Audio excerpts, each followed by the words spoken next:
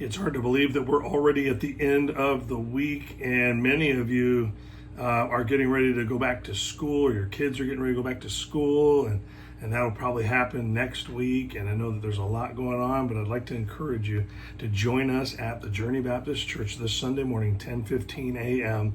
I know if you're in the valley, you know that it's been warm, it's been humid, but I'll tell you, inside the building, it's cool. We're getting a refreshing time of singing, wonderful songs about the Lord, and then a good message. It's called A Summer of Growth. That's the series we're in, and it has been nothing short of encouraging. It's not some sort of a, hey, this is where you're failing. This is, hey, this is what the potential is.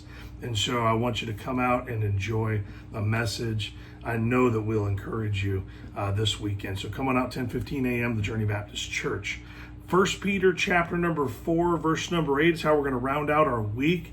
And this is a great command, a great statement to believers everywhere. Let's love one another better.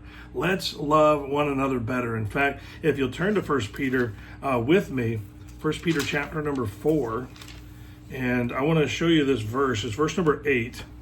And it says this, it says, "And above all things, have fervent charity among yourselves." That's talking about the believers, among the believers. "For charity shall cover the multitude of sins." And so what we have here is we have this great opportunity with this passage to make some adjustment. When we read passages like our passage this morning, it would be really easy to focus on all the ways people fail to do this. I mean, let's just be honest. You get around Christian people, and sometimes you feel like they're not being very loving. I think we've all been mistreated or not cared for or cared about in the way by the people around us, the way we feel like we should. And Peter hoped that this would be a wake-up call for those who struggle to think of others at all. I mean, let's just be honest. We live in a world where people are so bent on themselves and they're trying to make themselves something. They make moves that just disregard people all the time.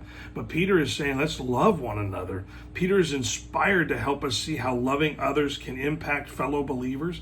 Peter includes a big reality check for those who are unforgiving, willing to abandon, or just be unloving to our church family and fellow believers.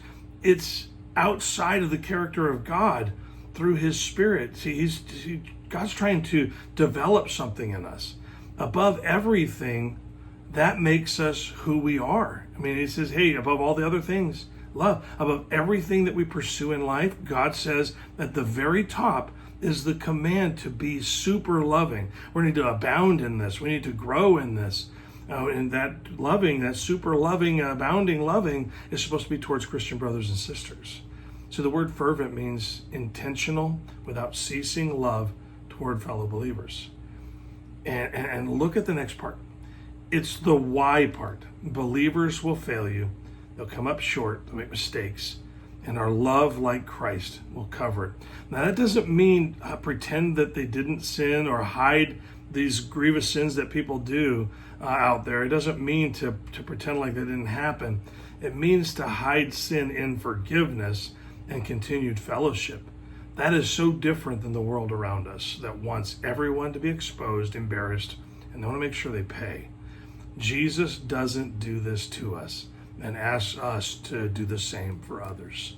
That let people be human. This is not crimes. We're not covering up crimes. We're talking about allowing people to be human. They might forget about you sometimes. Don't hold it against them. They might even make you feel like they don't care at times, not intentionally, but they might do it inadvertently. Don't beat them up about it. Don't destroy them over it. Don't abandon them over it, because love covers a multitude of sin. Have a great weekend.